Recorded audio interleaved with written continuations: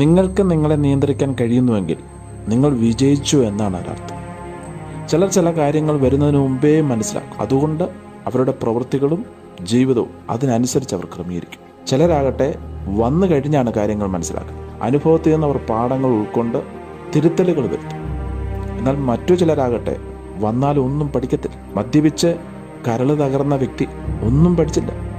ആശുപത്രിയിൽ പോയി ചികിത്സിച്ച് സൗഖ്യമായിട്ടും വീണ്ടും മദ്യപിച്ചു. കുടുംബ തകർച്ച അനുഭവിച്ച വ്യക്തി ഒന്നും പഠിച്ചില്ല. വീണ്ടും അവൻ പഴയത് തുടർന്നു. അവൻ്റെ ജീവിതം നശിച്ചുപോയി. എന്നാൽ നിങ്ങൾ ഒരിക്കലും മൂഢന്മാരെ പോലെ ആകരുത്. വരുന്ന കാര്യങ്ങളിൽ നിന്ന് പാഠങ്ങൾ ഉൾക്കൊണ്ട് ജീവിതത്തിൽ തിരുത്തലുകൾ വരുത്തുക. അതിനേക്കാൾ ഏറ്റവും നല്ലത് വരുന്നതിന് മുമ്പേ കാര്യങ്ങൾ മനസ്സിലാക്കി അതിനനുസരിച്ചുള്ള പക്വമായ വാക്കുകൾ ഉപയോഗിക്കും. പക്വതയോടുകൂടിയുള്ള പ്രവൃത്തികൾ ഏർപ്പെടുക. അങ്ങനെയെങ്കിൽ നമ്മുടെ ജീവിതത്തെ നമുക്ക് നിയന്ത്രിക്കാൻ കഴിയും, അനുഗ്രഹപ്രദമാക്കുവാനും കഴിയും.